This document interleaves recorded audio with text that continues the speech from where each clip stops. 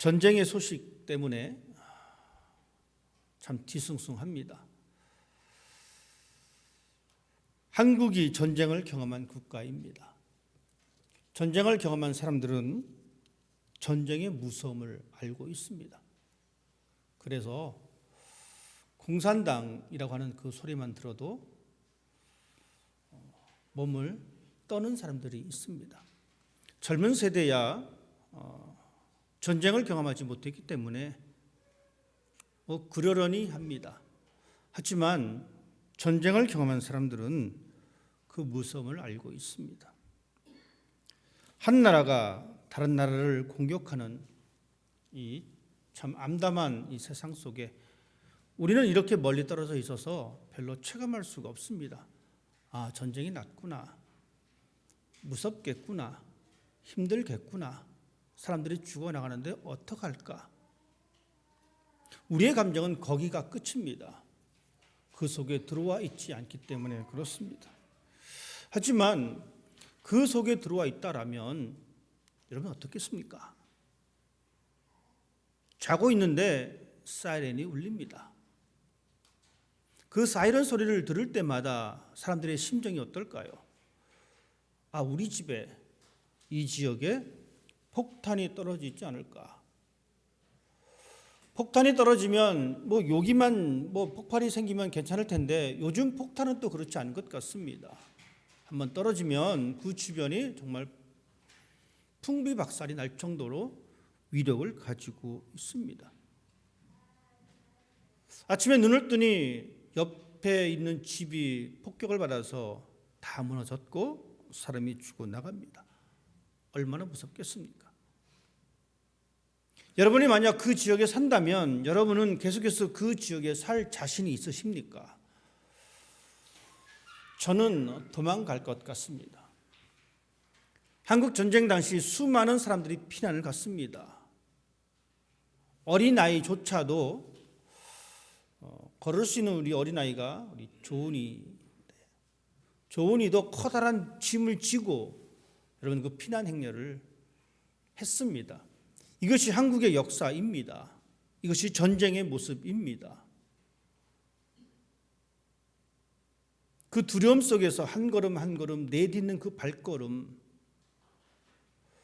어떤 사람들은 그것을 생각하지 못하는 것 같습니다. 그러니 쉽게, 물론 본인들은 심각하게 고민을 했겠지만 전쟁이라고 하는 이 단추를 눌러버렸습니다. 그 속에 있었던 사람들은, 그 속에 여전히 살아내고 있는 사람들은 매일같이 눈물과 두려움 속에 살아갑니다. 여러분, 이 모습이 지금 그 폭격 아래에 있는 사람들의 삶의 모습이었고 수천 년 전 아브라함이 겪었던 그 모습이기도 합니다. 오늘 우리는 창세기 15장 말씀을 읽었습니다. 15장 1절은 이렇게 시작합니다. 이후에 여호와의 말씀이 환상 중에 아브라함에게 임하셨다. 이후에, 이전에 그럼 무슨 사건이 있었다라는 이야기입니다. 이후에 하나님의 말씀이 아브라함에게 임하셨는데 하나님께서 아브라함에게 던진 첫 번째 말은 이겁니다. 아브라함아, 두려워하지 말라. 자, 그러면 이전에 아브라함은 어떤 상황이었을까? 우리는 아브라함이 그 전에 겪었던 상황들을 생각해 볼 수가 있습니다. 그때 정세가 이랬습니다. 5 부족 5 나라와 4 부족 4 나라가 힘을 서로 합쳐서 이렇게 대립하고 있었던 상황입니다. 그런데 이 5 부족이 반항을 일으켜서 2 부족과 싸웁니다. 그런데 이 5 부족이 이겼으면 괜찮을 텐데 이 5 부족은 4 나라에 패하고 맙니다. 그래서 이 4 나라가, 이 5 나라가 연합해서 자기네들을 건드렸기 때문에 화가 나서 다 정복해 버립니다. 거기까지 괜찮습니다. 아브라함 제외하고 자기네들끼리 싸우는 거니까 그렇다 칩시다. 그런데 어떤 일이 발생했냐면 이런 싸움 와중에 아브라함과 함께 고향을 떠났던 그 조카가 연루가 되었습니다. 하필 롯이 거했던 그 소돔성에, 그 지역에 전쟁이 발생하게 되어지고 이 롯이 처해져 있던 그곳에 있던 그 나라가 졌습니다. 여러분, 전쟁이 지니까 어떻게 됩니까? 다 잃게 되잖아요.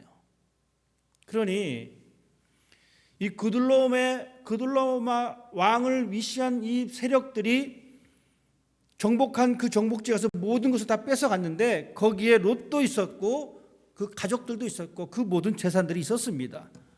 다 빼앗겨 버렸어요. 이 사실을 그 옆에 떨어져 있던 아브라함이 전달받게 됩니다. 아브라함은 뭐 헤어졌으니 뭐 됐지 뭐 하고 내버려 둔 것이 아니라 그래도 같이 고향을 떠나서 산전수전 다 겪었던 그 조카를 구출해내기 위해서 자기 집에 있는 그 군사들, 훈련된 사람들 300명이 넘는, 400명도 아니고 300명이 조금 넘는 그 사람들 데리고 가서 전투를 벌이게 됩니다. 얼마나 싸움을 잘했는지 모르겠지만 어쨌든 그 전투에서 여러분 그 조카 롯을 구해냅니다. 그리고 모든 사람들 다 구출해냅니다. 자, 여러분 한번 생각해 보십시다. 내가 가서 빼앗겼던 것들을 뺏어왔습니다. 힘 있는 사람들을 어떻게 해서 이겨내서 그것을 건져왔는데 이때부터 걱정이 시작됩니다. 나는 개인이고 상대는 연합군입니다. 연합군인 입장에서 여러분 보십시다. 어떤 개인이 와서 우리의 세력을 건드려서 내가 뺏은 거 다시 뺏어간다? 기특하군 하고 놔둘 사람이 누가 있겠습니까? 이것 봐라. 여러분, 이 마음이 드는 것은 당연합니다. 그러니 아브라함 입장에서는 열심히 나가서 조카를 구출해 왔지만 아브라함의 생각은 복잡해지기 시작합니다. 내가 저 거대한 세력을 무찌르고 내가 조카 롯을 데리고 왔지만 쟤네들이 과연 가만히 있을까? 이란이 미국을 향해서 대단한 큰 보복을 하겠다라고 이야기합니다. 당연합니다. 두들겨 맞았는데 잘했소라고 가만두는 사람은 없습니다. 여러분, 아브라함도 마찬가지입니다. 조카 롯을 구해왔는데 그 사람들은 아브라함에 대하여 억한 심정을 계속 가지고 있을 수밖에 없습니다. 그러니 아브라함은 어떤 생각이 드냐면 내가 이제 혹시 보복을 당하지 않을까? 그러니 여러분 두려울 수밖에 없습니다.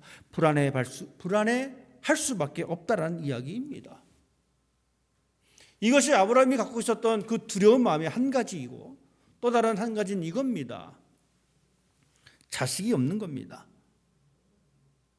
후사가 없다라고 하는 이 절망감, 두려움이 그의 마음속에 있었습니다. 그러니까 그 이후에, 그 사건 이후에 하나님께서는 아브라함에게 나타나셔서 첫 번째 하신 말씀이 두려워하지 말아라. 여러분, 두려워하지 않는데 와서 두려워하지 말아라라고 이야기하는 사람은 아무도 없습니다. 두려워하니까, 무서워하니까, 염려하니까 하나님은 아브라함에게 나타나셔서 무서워하지 말아라, 염려하지 말아라, 두려워하지 말아라 라고 이야기합니다. 하나님께서 아브라함에게 그렇게 말씀하셨죠. 아브라함아, 두려워하지 말아라. 나는 네 방패요 너의 지극한 상급이다. 여러분, 여기서 하나님께서는 오늘 이 말씀 통해서 우리에게 색다른 것을 말씀해 주고 있는데 아브라함의 반응입니다. 두려워하지 말아라 라고 이야기하고 있는 이 아브라함에게, 아브라함은 하나님에게 이렇게 말합니다. 하나님, 제게 무엇을 주시겠습니까? 여러분 보세요. 아브라함이 이전 말씀을 통해서 이렇게 말합니다. 주 여호와여, 무엇을 내게 주시려 합니까? 나는 자식이 없습니다. 나의 상속자는 엘리에셀입니다. 불안 속에 있었던 아브라함에게, 즉 아브라함이 느꼈던 이 불안은 주변 사람들의 피해 공격에 대한 두려움이고 자식이 없다는 것에 대한 두려움을 가지고 있습니다. 그러니 하나님, 내가 이렇게 무서운데 저에게 무엇을 주시겠습니까? 즉 이 불안을 없앨 수 있는 무엇을 저에게 주시겠습니까? 라고 말을 하면서 나는 자식이 없다라고 이야기합니다. 고대 근동 수천 년 전에 사람들은 뭐 수천 년까지 갈 것도 없지만 그 사람들은 자녀는 가문의 영광과 명예로 생각했습니다. 자녀가 없으면 가문도 없고 영예도 없습니다. 자식이 없으면 신의 저주로 생각했습니다. 수치로 생각했습니다. 그러니 나는 저주받아서 자식이 없구나 라는 생각을 가지고 있었다라는 이야기입니다. 그래서 아브라함은 대뜸 하나님에게 말하기를 저에게 무엇을 주시겠습니까? 나의 상속자는 엘리에셀입니다. 나는 아무것도 없기 때문에 이제 내가 이 엘리에셀을 양자로 삼아서 내 재산을 관리하고 나의 노후를 이 사람이 나를 책임지는 존재입니다 라고 이야기하고 있습니다. 나의 노후는 엘리에셀입니다. 나의 명예는 엘리에셀입니다. 우리도 그렇습니다. 우리도 살아가면서 힘든 일을 많이 겪을 때가 있습니다. 두렵고 불안하고 염려 때문에 힘들 때가 많이 있습니다. 여러분 그렇게 다 살아오셨잖아요. 두려움 없이 살아오셨습니까? 걱정 없이 살아오셨습니까? 염려 없이 여러분 살아오셨습니까? 아닙니다. 우리 모두는 불안하게 살아왔고 앞으로 또한 불안해질 것이고 염려 가운데 살아왔고 그 염려가 좀 지난 것 같은데 여전히 그 염려는 우리 앞을 또한 기다리고 있습니다. 그러니 우리도 이렇게 얘기할 수밖에 없습니다. 하나님, 나는 상속자가 없는데, 즉 나의 장래는 없는데, 나의 희망은 없는데 그 대신 나의 희망은 엘리에셀입니다. 하나님은 불안한 아브라함에게 나타나셨습니다. 그리고 말씀하셨습니다. 나는 내 방패요 너의 지극히 큰 상급이다. 하나님은 아브라함의 방패가 되어 주신다라고 약속해 주고 있습니다. 여러분 보십시오. 조카를 데리고 오기 위해서 그는 전투를 치릅니다. 하나님께서 그 전투를 이기게 하셨어요. 이렇게 믿은 것이 신앙입니다. 내가 이 전쟁을 잘 치러서 이겼다라고 생각하는 것은 신앙이 아닙니다. 신앙은 하나님이 나로 하여금 이 전투를 잘 치르게 하셨다, 나로 하여금 이기게 하셨다라고 고백하는 것이 신앙입니다. 그런데 우리는 여전히 하나님 그것보다는 내가 잘했습니다, 내가 운이 좋아서 그렇게 했습니다, 나에게 좋은 기회가 돼서 그렇게 했습니다라고 이야기합니다. 그리고 그것을 내 방패로 생각합니다. 하지만 하나님은 이렇게 말씀하십니다. 아브라함아 두려워하지 말라. 나는 너의 방패이다. 사람들은 자기 자신의 방패를 믿고 살아갑니다. 그리고 그 방패 때문에 이겼다라고 이야기합니다. 하지만 하나님은 다르게 말씀하십니다. 아니야, 내가 너의 방패야. 우리는 여전히 내 방패를 찾습니다. 사단은 그렇게 우리를 유혹합니다. 예수님께서 40일 동안 광야에서 금식하시고 나오신 끝날 이후에 사단이 찾아왔습니다. 여러분 다 아시죠? 3가지 시험이 있었습니다. 돌들을 명하여 떡이 되게 해라. 뛰어내려라. 나에게 절해라. 여러분, 사람들은 여전히 떡이 우리의 방패가 될 것이라고 생각합니다. 맞습니다. 떡이 방패가 될 수가 있습니다. 하지만 하나님은 한 가지를 더 말씀하십니다. 그 방패 말고 하나님의 말씀이 우리의 양식이야. 하나님의 방패를 우리에게 말씀해 주고 있습니다. 방패는, 여러분, 우리의 방패는 우리의 생존에 필요한 것들입니다. 떡 필요합니다. 집 필요합니다. 직장 필요합니다. 여러분, 그것이 우리의 인생을 보호해주고 우리를 안전하게 만들어주는 방패인 것은 사실입니다. 통장에 잔고가 많은 그 방패 필요하잖아요. 그래서 우리가 열심히 일을 하잖아요. 내 노후를 위해서 세이빙을 시키지 않습니까? 사람의 위로, 격려, 그것이 우리의 삶의 방패가 됩니다. 여러분 힘들 때 옆 사람이 나를 위해서 어깨를 두들겨주고 내 말을 들어주고 같이 울어주고 같이 웃어주고, 여러분 이것이 얼마나 큰 힘이 됩니까? 이것이 우리의 삶의 방패가 되는 것은 맞습니다. 또한 나의 취미생활이 내 인생의 방패가 될 수가 있습니다. 내가 정말 힘들 때에 내가 좋아하는, 예를 들어서 만들기를 한다거나 그림을 그린다거나 사진을 찍는다거나 등산을 한다거나, 여러분 내가 힘들 때 우리는 그것들을 통해서 위로받고 힘을 얻습니다. 그것이 우리의 방패가 되는 것은 사실입니다. 이 방패를 부정하는 건 아니에요. 이 방패를 부정하기 위해서는 세상의 방패를 다 던져버리자라고 하게 되면 우리 그냥 산속에 들어가서 혼자 살아야 됩니다. 이 방패 필요합니다. 하지만 안타까운 것은 세상의 방패는 결국 깨질 수밖에 없다라는 이야기입니다. 죄송합니다. 세상의 방패는 깨질 수밖에 없습니다. 그런데 하나님을 믿으면서 우리는 여전히 세상의 방패가 우선이다라고 생각합니다. 하나님 대신 그 방패를 잡으려고 합니다. 하지만 오늘 말씀을 보니까 하나님께서는 이렇게 말씀하십니다. 두려워하고 있는 아브라함에게, 불안하고 염려 속에 있는 아브라함에게 이렇게 말씀하십니다. 아브라함아, 네가 가지고 있는 318명이 방패다라고 말씀하지 않으셨어요. 네가 가지고 있는 그 지혜로운 그 머리, 그것이 방패다라고 말씀하지 않으셨습니다. 하나님은 오히려 이렇게 말씀하십니다. 내가 너의 방패야. 여러분 이 말씀에 얼마큼 동의하십니까? 물론 교회 오면 목사는 설교하면서 이 말에 동의하라라고 이야기하지만 듣는 입장에서는 잘 동의하기가 어렵습니다. 저 역시 그렇습니다. 동의하기 힘듭니다. 그런데 우리가 이 말씀을 통해서 무엇을 생각해야 하냐면 하나님이 그렇게 말씀하셨다는 거예요. 나는 좀 동의가 안 되는데 이 우주를 만물을 만드신 하나님, 그 하나님이 나는 너의 방패다라고 선언하고 있다라는 이야기입니다.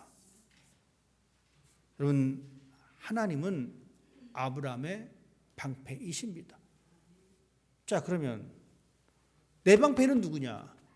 라는 것이죠. 감사하게도 내 방패도 하나님이십니다. 여러분 히브리어 단어는 어떤 표현을 쓰고 있냐면 이 단어가 무엇을 말하고 있냐면 거대한 압도적인 표현입니다. 그냥 방패가 아니라는 거예요. 대충 맞고 버틸 수 있는 방패가 아닙니다. 막다가 깨져버리는 그런 방패가 아니라 완벽한 방패라는 거예요. 하나님은 그런 존재다라고 우리에게 말씀해 주고 있습니다. 하나님은 우리에게 그런 방패가 되어주시는데, 여러분 아브라함의 대답을 보십시다. 아브라함이 이렇게 말합니다. 하나님께서 내가 너 방패고 내가 너의 상급이야 라고 말씀하셨는데 아브라함은 말하기를, 하나님 저는 자식이 없습니다. 아브라함의 상급은, 아브라함의 방패는 자식이었습니다. 하지만 그것이 결여되었습니다. 그것이 없었다라는 이야기죠. 여러분 이 아브라함의 모습이 우리의 모습입니다. 우리도 여전히 결핍된 상황 속에 있습니다. 사랑이 결핍되어 있기도 하고요. 관계가 결핍되어 있기도 하고요. 물질이 또한 부족하기도 하고요. 건강이 부족하기도 하고요. 이런 모습 속에서 우리가 살아갈 때에 우리 역시 아브라함처럼 이런 고백이, 이런 변화가 우리의 삶 가운데 있어져야 된다는 이야기입니다. 하나님께서는 아브라함에게 내가 너의 상급이다라고 말씀하고 있습니다. 여전히 부족한 우리들에게 하나님께서 그렇게 말씀하십니다. 내가 너의 보상이야. 아브라함은 하나님 내 보상은 자식인 것 같습니다 라고 이야기할 때에 하나님은 그렇게 말씀하십니다. 아니야, 너의 보상은 나야.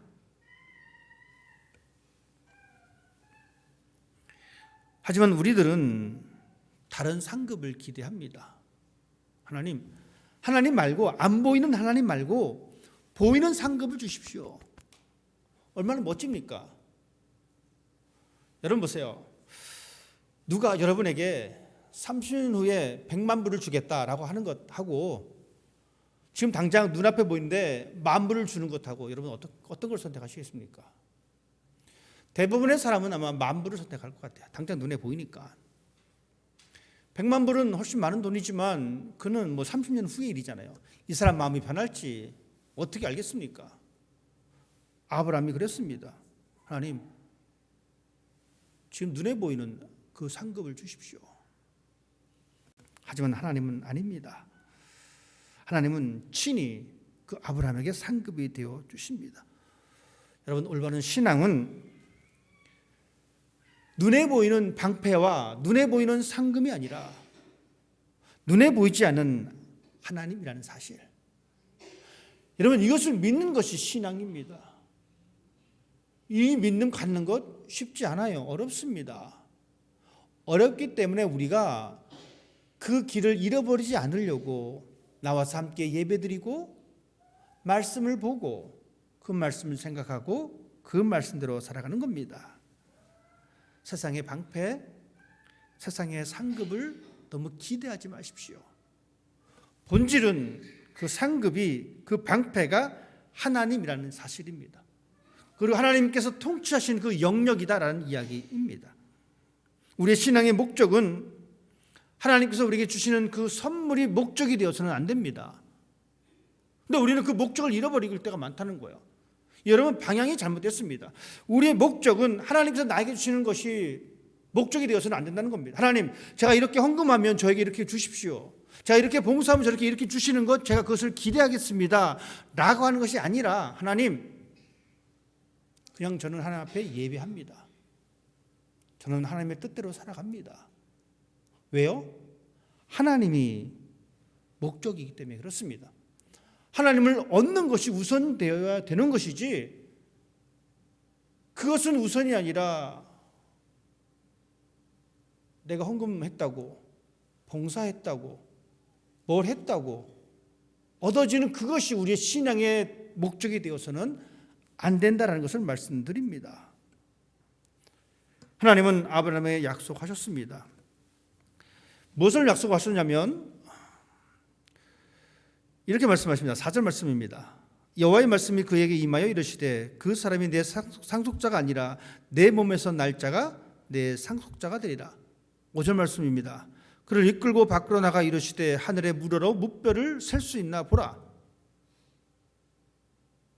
하나님께서는 그렇게 약속하십니다. 하늘의 별들을 보여주십니다. 저렇게 수많은 별들을 보거라. 너희 자신이 저렇게 많게 될 것이다.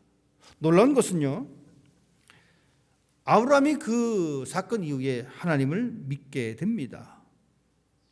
아브라함이 하나님을 믿었습니다. 아브라함이 여호와를 믿으니 여호와께서 이를 그의 의로 여기셨다.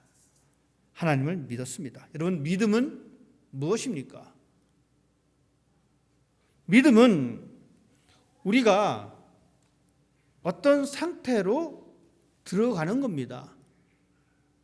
믿음이라고 하는 것은 단지 입으로 나는 하나님 믿습니다, 그것이 아니라, 그것이 전부가 아니라, 그것이 끝이 아니라, 믿음이라고 하는 것은 내가 있는 이 상태 속에서 다른 상태로 들어가는 것이 바로 믿음이라는 이야기입니다.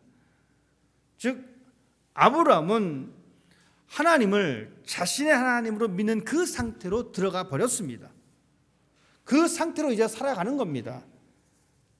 여러분, 이 말은 하나님과의 관계 속으로 내가 들어간다라는 이야기입니다. 나 혼자 서 있다가, 믿음이라고 하는 것은 나 혼자 서 있다가 하나님이라고 하는 그 영역 속에 내 몸을 기대는 겁니다. 이것이 바로 믿음입니다. 기대서 내 인생을 책임져 주실 분이 하나님이다라고 하는 것, 그리고 그 하나님이 내 인생의 정답이다라고 하는 것, 이것이 바로 믿음입니다. 아브라함은요, 믿음을 가질 수 없는 상황이었습니다. 왜 그러냐면 그는 노새에서 생산할 수 없는 그러한 상태로 빠졌습니다. 땅도 없는 사람이었습니다. 떠돌이 인생이었습니다. 그럼에도 불구하고 그는 믿었습니다. 아무런 증거가 없음에도 믿었습니다. 여러분, 믿음을 이야기할 때에 나에게 주어진 어떤 믿음의 증거로 믿으려고 하는 것은 잘못된 겁니다.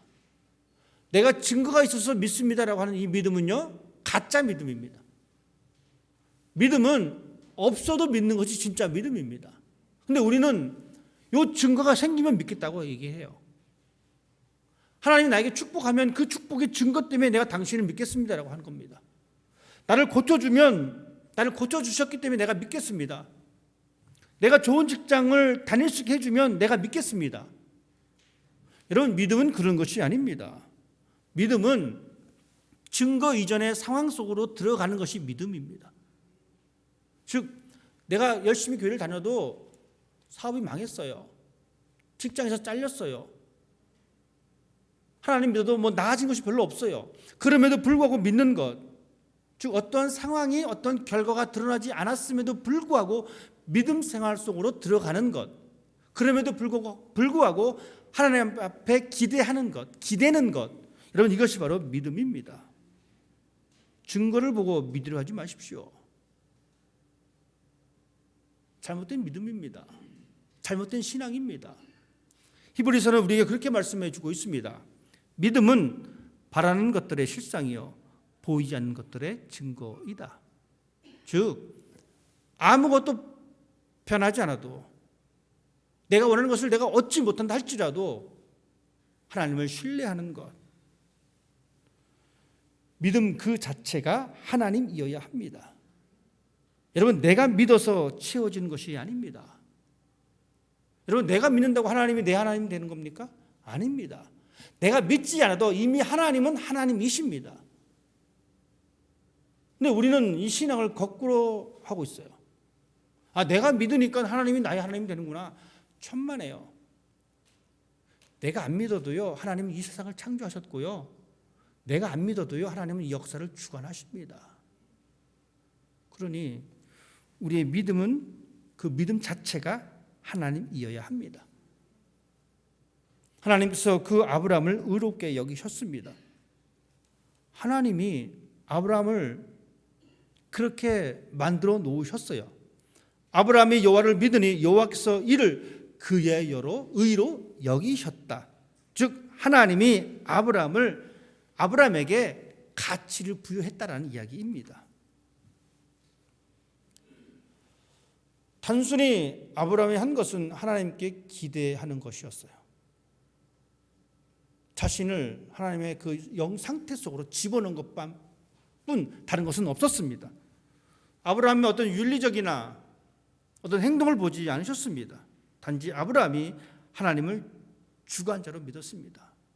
역사의 주관자로 믿었습니다. 자신의 삶의 주인으로 믿었습니다. 그러니 하나님께서는 의롭다고 그를 인정해 주셨습니다. 간주해 주셨습니다. 여러분, 하나님께서 아브라함을 의롭게 여기셨고요, 얼마나 대단한 사건입니까? 그 위에 아브라함의 행적을 우리가 살펴볼 필요가 있습니다. 하나님이 의롭게 간주해 주시고 그렇게 가치를 부여해 주셨음에도 불구하고 아브라함은 앞에 탄탄한 대로가 열려있지 않았습니다. 굴곡진 삶을 살았어요. 하나님이 그렇게 가치 있는 존재다라고 말씀하셨음에도 불구하고 그는 굴곡진 삶을 살아냈습니다. 그 시간 때로는 하나님께 대하여 불신했습니다. 야, 네 몸에서 난 자가 너의 상속자야 라고 말씀하셨는데 어땠습니까? 아브라함은 기다리지 못했어요. 하나님을 불신합니다. 그래서 하갈을 통해서 이스마엘을 얻게 됩니다.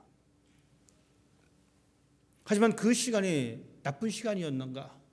그 모든 시간들은 만들어지는 시간이었습니다. 여러분, 우리도 마찬가지예요. 여러분이 하나님을 믿는다라고 고백하고 이 자리에 함께 예배하지만 때로는 우리도 이 아브라함처럼 하나님을 신뢰하지 못할 때가 있습니다. 그래서 다른 세상의 방패를 가지고 올 때가 있어요. 하지만 이 모든 과정들을 통해서 우리는 하나님 앞에서 만들어져가는 시간임을 여러분 기억하십시다. 지루한 기다림의 싸움의 시간입니다. 여러분 보세요. 하나님께서 그렇게 말씀하셨어요. 너 자신 저 별과 같이 많을 거야. 그럼에도 불구하고 아브라함의 집에는 아무런 변화가 없었습니다. 그 사이에 주변의 사람들은 어떻게 변했습니까? 자식들이 막 생깁니다. 점점 재물을 쌓아갑니다. 그러니 아브라함 역시 불안해질 수밖에 없습니다. 그래서 결국 그는 타협하게 되었습니다. 말씀드렸듯이 하갈을 통해서 이스마엘을 얻게 되었습니다. 잘못된 것은 아니에요. 왜냐하면 그때 당시의 법에는 그것이 가능했기 때문에 그렇습니다. 하나님은 불안과 염려와 두려움 속에 살고 있는 아브라함에게 그렇게 말씀하십니다. 나는 너의 방패야.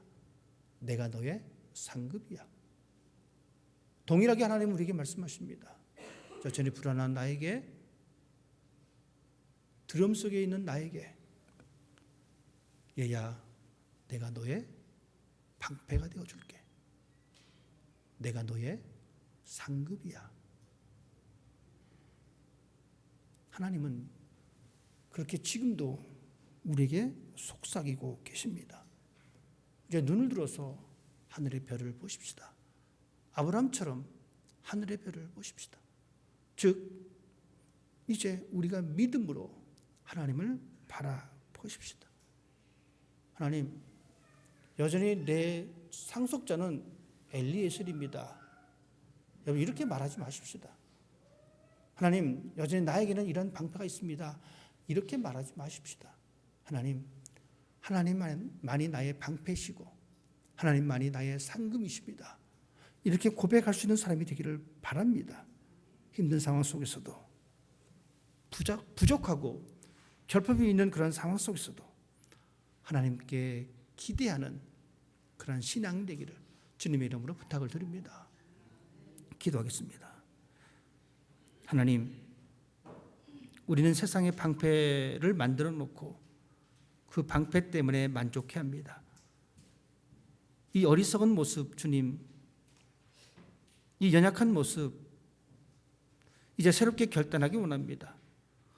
하나님이